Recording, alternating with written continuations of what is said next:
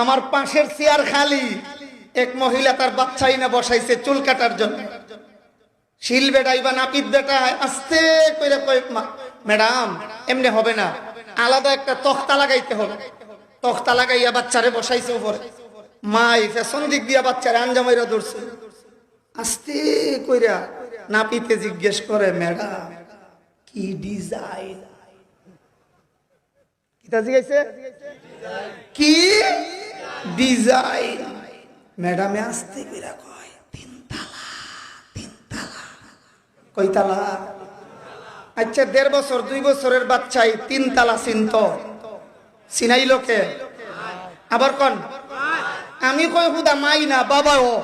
তার কারণ ওই যে বলদ এটিএম বুথ, বিদেশ থেকে খালি হেরে সুইচ মারলো, এই টাকা বাইরো বৌসুল কাটতো, টাকা পাইছে কই? দিছে কেনা? এটিএম বুথে। কোন দিল কে? বুঝছেন না মনে কথা? জামাই বিদেশ থেকে টাকা পাঠাইছে, আর চুল কাইটা ভিডিও কল দিয়ে দেখাইছে। এ বড় খুশি, nice nice, very nice, very nice. এর বেতন স্তর দরকার ছিল তখন বলা, চুল এই পদ্ধতিতে কাটলা কেন? মুহাম্মদুর রাসূলুল্লাহর ক্যাটালগে চুল কাটো। এই জন্য বাবাও দায়ী। এমন সন্তানেরা কিয়ামতের ময়দানে আল্লাহর দরবারে মামলা দেবে, মামলা।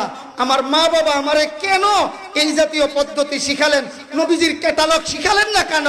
রব্বানা আরিনাল্লাযাইনি আদাল্লানা মিনাল জিন্নি ওয়াল ইনসি নাজআলহুমা তাহতা আকদামিনা লিয়াকুনা মিনাল আসফালিন। তাদের বুকে পাড়া দিয়া জাহান্নামে যাব।